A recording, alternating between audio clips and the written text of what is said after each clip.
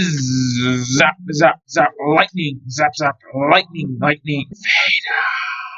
Hello everybody, it's me, the LEGO Dude, and in today's video I'll be talking about the 2024 LEGO Star Wars Sith Infiltrator, BARC Speeder Escape, and Commander Cody Brickheadz, which have all had official high-quality pictures leaked. I'll also be covering the new leaks for the UCS Jabba'S sail barge. Kicking things off immediately, we first have the 75383 Sith Infiltrator, which is releasing on May 1st for $70 with 640 pieces. First looking at the box, it has the same silver-blue colored greebling as the rest of the 25th anniversary sets releasing this year, which I think looks amazing here. The front box art shows the desert sands of Tatooine and its twin suns in the background, with the Sith Infiltrator flying through the foreground launching its probe droids. The back of the box shows the Sith Infiltrator landed with Darth Maul racing out on his speeder to duel versus Qui-Gon Jinn, and also all of the play features included in this set. Now looking at the minifigures, we first have what I think is one of the best minifigures of the year so far, with the 25th anniversary of LEGO Star Wars Saw Gerrera. Looking at all the detailing here, we can see it had a ton of care put into it. Particularly praiseworthy is the face print, which has the added detail of the left eye being slightly drooped to match Saw Gerrera actor Forrest Whitaker, who has a medical condition in his eye. This is a detail LEGO could have just completely ignored, but they gave this minifigure its dues with the incredible detailing here. Looking at the rest of the printing, it's also insanely detailed and accurate, with the breathing tubes and apparatus all included and printed so well that they almost seem to flow from the armor piece onto the torso of the minifigure. The leg printing is also great, with gray printing on his right leg to represent that it's robotic. It would have been nice to get it dual molded to look better, but it's not that big of a deal. Also included here is a printed cape, which I don't think we've ever had included in a LEGO Star Wars set before. His robotic hand and cane are also great added details, which make this minifigure beyond excellent. The one controversial thing about it though is that it's based off Rogue One, but instead of having sand blue armor, he has green armor. I personally like the change and think it looks better like this than it would have with sand blue armor, however the criticism is still valid. That being said, I think this is a 10 out of 10 minifigure. It has phenomenal detailing all around and is as good of a Saw Gerrera minifigure that we're ever gonna get from LEGO. Next up is the Darth Maul minifigure, who has good torso and leg prints, however that's kind of all messed up by the face print. LEGO decided to stop putting pupils in these Sith minifigures to make them look more menacing, and it worked with Darth Sidious, but here it just looks uncanny in a bad way. The face print isn't necessarily bad, but it's definitely not good. The child Anakin minifigure looks about how we expected, and finally the Qui-Gon Jinn minifigure is top quality. He has his poncho included and dual molded legs, which on top of the accurate face print and hairpiece makes this a great and accurate minifigure. We could have used one or two more minifigures in such an expensive set, however of the ones we got they're mostly amazing, with the only subpar one being Darth Maul, who looks like he belongs in the buildable Chewbacca collection. Moving on to the set itself, and first covering the play features, we have the customary spring-loaded shooters on the front, which are on most sets this size. The pilot's area is quite spacious, with comfortably enough space for Darth Maul and his speeder, which I'm glad they included here for additional play. With how many parts there are to opening up the pilot's seating area, I have no doubt it'll probably end up being great play for children just opening and closing it. The middle section of the Sith Infiltrator has storage space for the probe droid and appears to have a feature to launch them out of the bottom. The landing gear appear to be foldable, along with the wings, which appear to have at least a bit of mobility, and if you want to, there's enough space in the pilot's seat to store Darth Maul's lightsaber as well. Looking at the ship design now, I think they captured the Sith Infiltrator in LEGO near perfectly. The middle section is a bit large, but it has a storage area and a play feature integrated in, so that does make sense. Other than that though, this set is incredibly accurate, so I have no problems with its design. This set is definitely overpriced, and I would personally wait until it's 20% off to buy it, but the design and minifigure is all top quality. It's just the price letting this set down. Next up we have the 75378 BARC Speeder Escape, which will release on May 1st for $30 with 221 pieces. It has no special greebling color and is just a normal 2024 set with the orange stripe to signify it's based off the Mandalorian TV show. The box art is my favorite of the year so far, with Kelleran Beck and Grogu flying through Coruscant to escape Order 66. Looking at the minifigures, we have the same old Grogu we've gotten for years, but the big positive with this minifigure is it means that we got his pram, which has had a sizable design upgrade since the last time we got it. Also included is two 501st Clone Troopers. The final minifigure we have is Kelleran Beck, who is the best minifigure here by far. He has great leg, torso, and face prints, and even has good printing under his cape. He also has his two lightsabers he had in the scene that this set is based off, which is great for play. This is an overall amazing minifigure selection. We rarely see 4 minifigures in any $30 sets these days, so it's very much appreciated that we got that here. Moving on to the build, we first have an actually quite accurate Jedi Temple light, which is a nice little added detail. The BARC Speeder with sidecar, for as small as it is, has somehow managed to be almost almost 1-for-1 accurate. The stud shooters are a normal fixture in sets this size, so I'm only slightly bothered by them. Other than that, the BARC speeder is almost completely accurate. The sidecar is a bit squished, but that's probably to allow for Grogu's pram to easily fit in. This is a set intended for play, so if Grogu were to fall out too easily, it would lower this set's playability quite a bit. This is overall an amazing set that I'm happy with. Almost all LEGO sets are absurdly overpriced these days, so to see one even kind of worth its value is great. I covered this set more in depth a few days ago, so if you want to see a bit more analysis on it, then that's the place to go. Finally, the last set we have pictures of is the 40675 Commander Cody Brickheadz, which will release on May 1st for $10 with 147 pieces. It's a phase 2 version of Cody, which they were able to do quite well here. It includes what seems to be sticker detailing for the bottom part of the helmet and the torso. Everything else here is great for being brick built, with the helmet shape, belt, and even the back custom jetpack that Cody has represented well. For the normal Brickheadz price of $10, this is another solid addition to the lineup, which seems to be at least decently priced. Moving on to the final set of the video, we have a flood of new information about the upcoming UCS Jabba'S sail barge. It'll be releasing on October 3rd for $500 with 3,942 pieces. The biggest piece of new information we have here is about the minifigure selection, which LEGO have delivered on. The minifigure selection includes Jabba the Hutt, presumably as a molded character, R2-D2, C-3PO, Max Rebo, Klaatu, Bib Fortuna, a Gamorrean guard, Princess Leia, and Salacious B. Crumb. I thought that we wouldn't get more than Jabba and Salacious Crumb in this set, so getting a full lineup of 9 minifigures is amazing. With the Desert Skiff also releasing this summer, if you get both of these sets, you can basically recreate the entire first act of Return of the Jedi. We don't have any more information on the sail barge design itself, but so far it's looking promising and will hopefully live up to the hype. Now that we finished with all the important information, I'm gonna do a face reveal and insert drumroll effect. 5, 4, 3, 2, 1, insert April Fool's Day thing.